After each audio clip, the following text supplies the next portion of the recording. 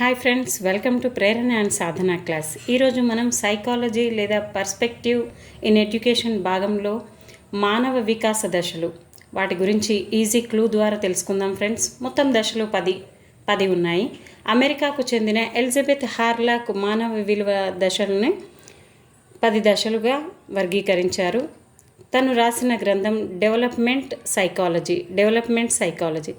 దీన్ని ఒకసారి నేను ఈ దశలు ఏంటో ఫస్ట్ నేమ్స్ చెప్తాను, తర్వాత దీనికి సంబంధించిన క్లూ ద్వారా తెలుసుకుందాం. జననపూర్వ దశ జైగోట్ నుంచి పుట్టుక వరకు. జా. నెక్స్ట్ నవజాత శిశువు దశ పుట్టినప్పటి నుండి 2 వారాల వరకు. పుట్టినప్పటి నుంచి 2 వారాల వరకు. శైశవ దశ ష 2 లెటర్లు ఉన్నాయి ఇక్కడ. 2వ వారం నుండి 2 సంవత్సరాల వరకు. 2 అనే నంబర్ కూడా 2 సార్లు ఉంది. పూర్వ బాల్య దశ 3 సంవత్సరాల నుంచి 5 నుంచి 6 సంవత్సరాలు. ఉత్తర బాల్య దశ 5-6 సంవత్సరాల నుంచి 10-12 సంవత్సరాల వరకు.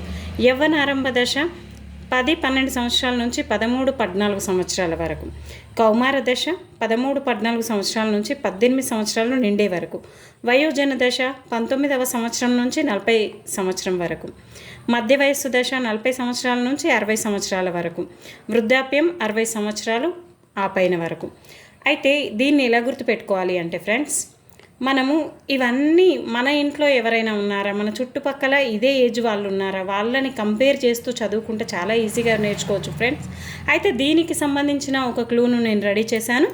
క్లూ ఏంటంటే, జనని షాపులోకి వెళ్ళి ఉత్త రవ్వ తీసుకొని కౌకి పెడితే, కౌ అంటే ఆవు, కౌకి పెడితే అది వామ్మో వాయు అంటూ మధ్యలో వృధా చేసింది ఫ్రెండ్స్.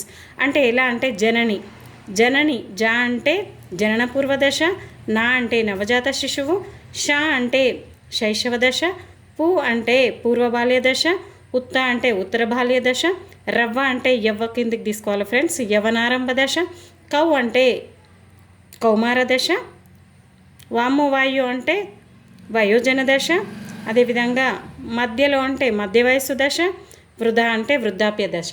ఫ్రెండ్స్, మీకు ఈ క్లూ అర్థమయ్యే ఉంటుంది. Thank you friends.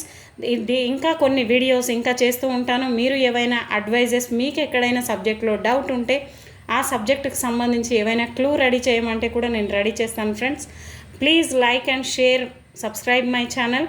Thank you everyone.